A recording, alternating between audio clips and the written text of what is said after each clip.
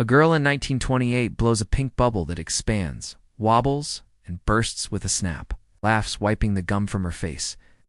This simple joy was the product of thousands of years of chewing history, culminating in an accountant's accident. Chewing gum is one of humanity's oldest habits, beginning not as candy, but as a practical, sometimes medicinal practice. From ancient tree sap to modern synthetic formulas, gum's story is both sticky and sweet. Archaeologists have found evidence of chewing substances dating back to the Stone Age. In Scandinavia, lumps of birch bark tar bearing human tooth marks have been discovered, some over 9,000 years old. The tar was antibacterial, soothing sore gums and cleaning teeth. In ancient Greece, people chewed mastic, a resin from the mastic tree, prized for freshening breath and aiding digestion. Across the Atlantic, Native Americans chewed spruce tree resin, passing the habit to European settlers in the 17th century. These natural gums weren't flavored or colored, but they served both practical and ritual purposes. The commercial gum industry began in the 19th century. Spruce gum was sold in sticks, and later paraffin wax became popular as a cheap, chewable substitute. But the real breakthrough came when chicle latex sap from the sapodilla tree of Central America was introduced. Chicle had been used by the Maya and Aztecs for centuries. And when American entrepreneurs adopted it in the 1860s, it transformed the gum market. It was more elastic, longer lasting, and perfect for adding flavor. Gum companies flourished, experimenting with peppermint, spearmint, and fruit flavors to entice customers. By the early 20th century, gum was everywhere, but it still lacked one defining feature: bubbles.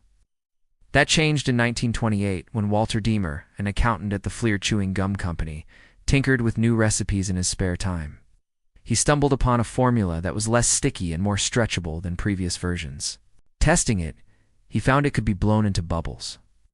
Diemer had accidentally invented bubble gum.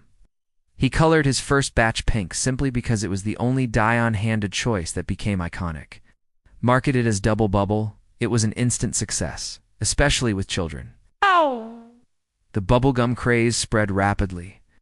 During World War II, American soldiers received gum rations, spreading the habit worldwide. After the war, synthetic rubber replaced natural chicle, making gum cheaper and more consistent to produce.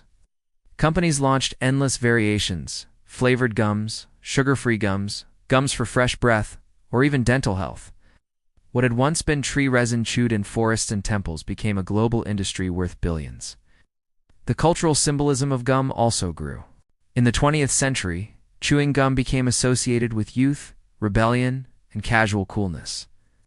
It appeared in Hollywood films, in classrooms, in sports dugouts, and in pop culture worldwide.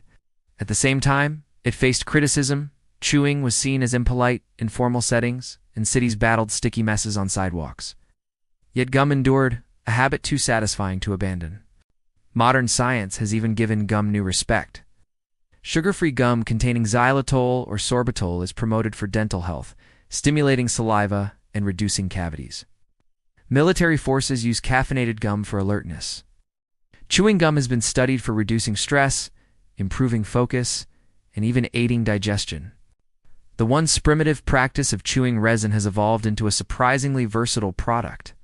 From Stone Age birch tar to Greek mastic, Mayan chicle, and Walter Diemer's pink bubbles, chewing gum's journey is a microcosm of human ingenuity, taking something natural, experimenting, and transforming it into culture.